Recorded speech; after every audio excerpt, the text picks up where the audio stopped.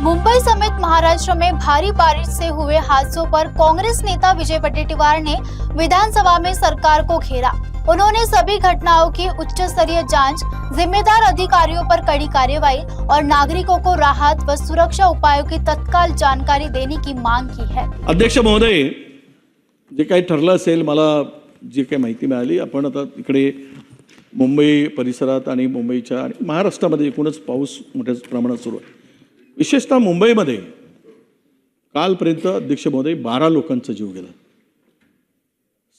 13 लोकांचा, यामध्ये मॅनहोल मध्ये पडून 2 लोकांचा, झाडाच्या खाली चिरडून 3 लोकांचा जीव गेला, बिल्डिंग कोलॅप्स झाली तिथे 6 लोकांचा जीव गेला।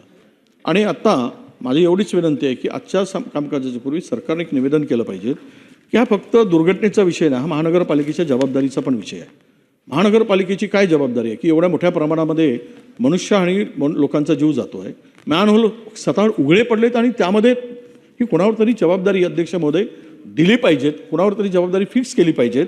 आणि पुन्हा हा जी काही निष्काळजीपणाची मोठी किंमत ही आपल्याला सगळ्यांना मोजावी लागते, याला कोण जबाबदार?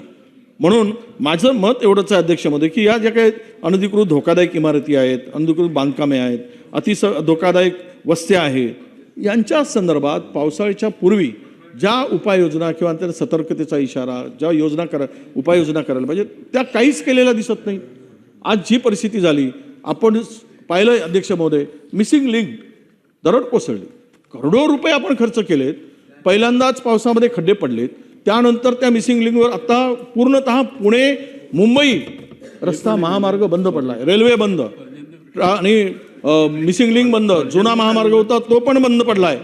आणि ही जी दुरावस्था झाली, खरं म्हणजे या सगळ्यासाठी सरकार म्हणून आपण निवेदन करून वस्तुस्थिती लोकांच्या पुढे यावी आणि त्यामध्ये अध्यक्ष महोदय या सगळ्या घटनेची चौकशीची घोषणा सरकारनं करावी अशी माझी मागणी आहे अध्यक्ष महोदय।